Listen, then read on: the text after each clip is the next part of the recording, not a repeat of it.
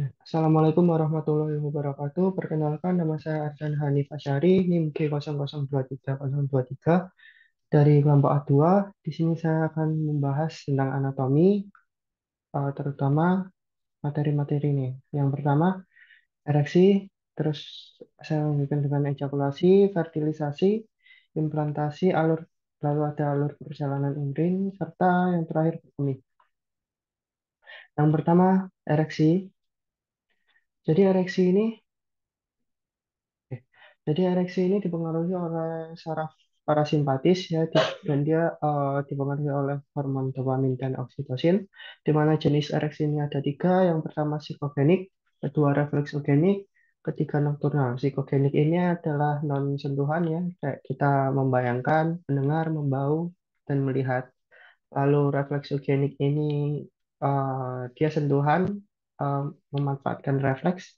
Lalu nocturnal itu saat kita tidur. Kenapa? Karena saat kita tidur itu tubuh kan nggak sadar, otomatis nervus parasimpatisnya aktif, lalu testosteronnya lagi tinggi.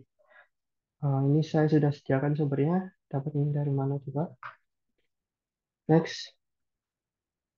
Nah, nih, gimana sih prosesnya? Yang pertama kita harus tahu dulu struktur penis itu kayak apa. Di sini ada uh, cavernosum, di sini spongiosum, terus ada pembuluh darahnya juga. Di sini ada arteri, venanya di sini. Terus, nah ini kita langsung masuk ke prosesnya. Yang pertama ada rangsangan yang lalu diterima oleh otak, terutama di bagian hipotalamus sama hipokambus, yang akan meneruskan impulsnya ke saraf NIL CLMS S2 sampai M4. Dia akan mengirim sinyal berupa ACH ke lapisan endotel. Oh ya, yang pertama kita harus tahu dulu. Si parasimpatis ini nanti bekerjanya ke endotel sama otot polos. Endotel sama otot polos ini siapa? Punyanya si vaskularisasinya, arteri sama vena sama cavernosumnya ini. Oke, buat rincinya habis ini. Di mana lapisan endotel, oh ini pertama dari sini aja. NIL, CLMS ini S2 sampai 4. Dia ngirim rangsang sinyal berupa ACH ke lapisan endotel. Di endotel ini ada yang namanya arginin. Tadi dirangsang oleh ACH, dia jadi nitrit oksigen. Di mana nitrit oksigen ini dibawa ke lapisan otot polos.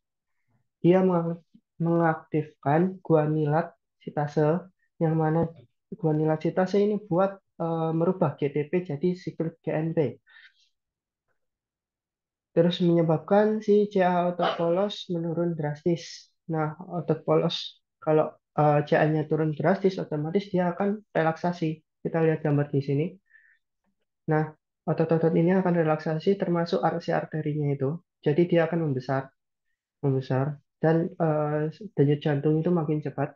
Otomatis kalau arterinya membesar, denyut jantung makin cepat, tekanan darah makin cepat, juga ini arterinya bakal terisi full gitu kan, arterinya besar, full terisi darah, jadi seolah kaku, juga ditambah venanya ini kayak ketutup sama dia kayak kecepit gitu, otomatis darahnya kan udah masuk nggak bisa balik, jadi dia itu strukturnya kaku, si penisnya ini kaku gitu. Terus next,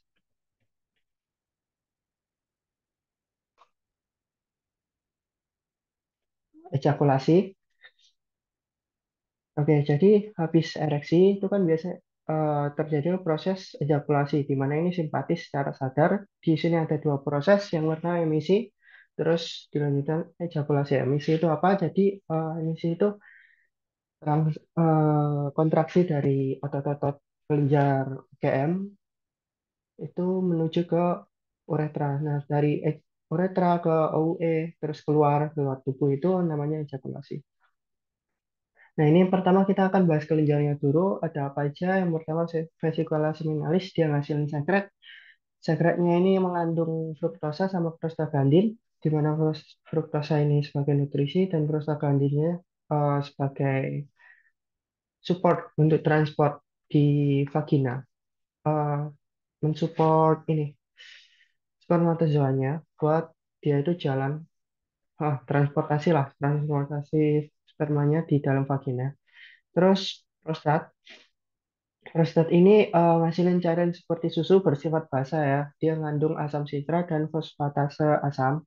Yang fungsinya buat apa? Dia itu kan vaginasi. Vagina ini kan asam. Dia ngasilin zat basa ini buat netralisir biar spermanya itu hidup gitu di dalam vagina. Terus kopar, dia ngasilin cairan mukus untuk pelumas. Ini nih prosesnya ejakulasi gimana? Rangsangan dari luar menuju otak diterima nervus pudendus centrum ke NIL-CLMS lumbal 1 sampai 3. Ya, dia ini Pak sarafnya simpatis. Terus sarafnya ini mempengaruhi kelenjar-kelenjar ini buat kontraksi. Otomatis semennya yang mereka kandung itu bakal keluar. Termasuk epididymis dia ngeluarin sperma. Terus semennya ini jadi satu, jadilah yang kita kenal itu air semen atau air mani itu.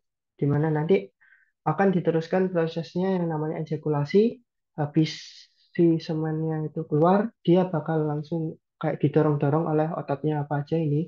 Dia didorong-dorong, mereka ini kontraksi terus otomatis kan dorong dorong si air maninya itu sampai keluar keluar OUE. Nah, berikutnya aku akan menjelaskan fertilisasi. Jadi fertilisasi ini terjadinya di tuba uterina, ter, eh, apa sih? Terutama di ampula di sini. Nah, ini fertilisasi kan terjadi antara dua pihak ya, sperma sama ovum. Ini prosesnya, terus di sperma ini ada yang namanya enzim hyaluronidase dan CPE, akrosin juga, di mana dia itu mereka itu fungsinya buat nembus si zona polusidanya si ovum ini biar dia bisa masuk. Nah, habis fertilisasi kan di sini di ampula dia itu jalan menuju uterus endometrium sambil melakukan pembelahan. Sampai di sini itu dia disebut blastokista. Nah, selang 2 sampai 3 hari dia jalan ke sini, akhirnya terjadi implantasi di mana di blastokista ini punya yang namanya sel trophoblast. Dia mengelilingi si blastokista ini. Dia si trophoblast ini kayak bisa nembus si endometrium ini. Terus ya dia akhirnya masuk ke endometriumnya. Lalu ini kelenjar uterin, dia berfungsi untuk memberikan nutrisi kepada si calon janinnya ini. Next, alur perjalanan urin dan proses berkemih. Oke, secara singkat alur perjalanan urin itu dari ginjal, ureter, VU, terus ke uretra. Nah, yang pertama ginjal kan. Ginjal ini fungsinya salah satunya kan ini buat organ sebagai ekskresi lah, di mana dia itu akan menyaring darah kotor, menghasilkan darah yang bersih, di mana kotorannya tadi itu disaring di sini. Dia apa ya? Kayak cairan kotornya ini disaring di sini terus dikeluarkan yang menjadi namanya urin itu. Yang pertama di sini kan kita darah ini masuk ke arteri renalis, terus masuk ke segmentalis, habis segmen interlobar, habis interlobar arcuata, terus interlobular. Nah, habis interlobular ini maaf nggak ada gambarnya ya.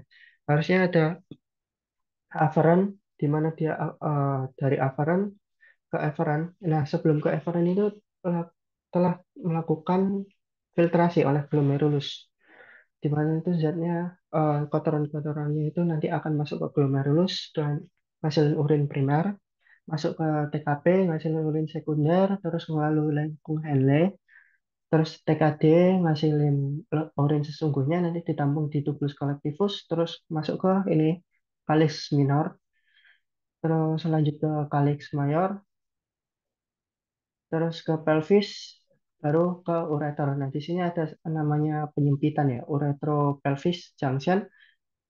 Terus, oh ya, ureter ada 3 penyempitan. Yang pertama di sini, habis pelvis ini namanya yang tadi tak sebutin ureter pelvis junction. Terus ada bifurcatio atau penyilangan dari arteri iliaca communis. Di sini terus lanjut ke bawah lagi di daerah sini. Ini mau masuk VU, dia itu ada penyempitan lagi. Nah ini, nah ini di daerah sini dia mengalami penyempitan. Ini vesika urinaria ya di sini.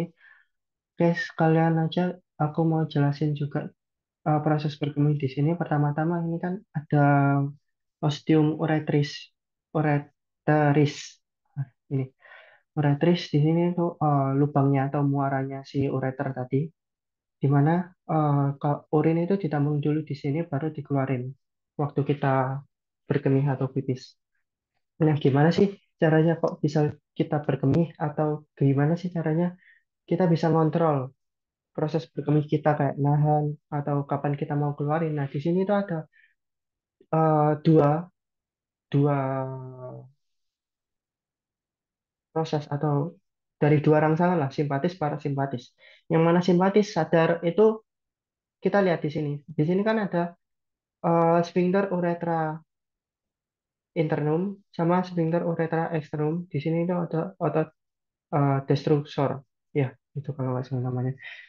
Nah, di mana saraf simpatis ini sadar kalau kita lagi ngempet pipis atau nahan kencing, si sphincter ini dia itu kontraksi otomatis nutup di sini. Nah, sedangkan si destruksornya itu relaksasi. Kenapa? Ya biar urinnya itu bisa ketampung terus di sini. Kayak kalau misal destrukturnya kontraksi, otomatis urinnya kan dikit yang ketampung di sini. Nah, dia relaksasi biar banyak. Dan ini kontraksi biar dia itu nggak manjur. Nah, terus kalau kita mau keluar, itu sarafnya parasimpatis, di mana sphincter ini relaksasi, terus destrukturnya ini kontraksi. Buat apa kontraksi? Buat dorong si urin ini biar keluar. Terus ini relaksasi biar buka, biar urinnya bisa keluar. Ya, kayak gitu. Oke, udah. Terima kasih. Mohon maaf jika ada salah kata. Wassalamualaikum warahmatullahi wabarakatuh.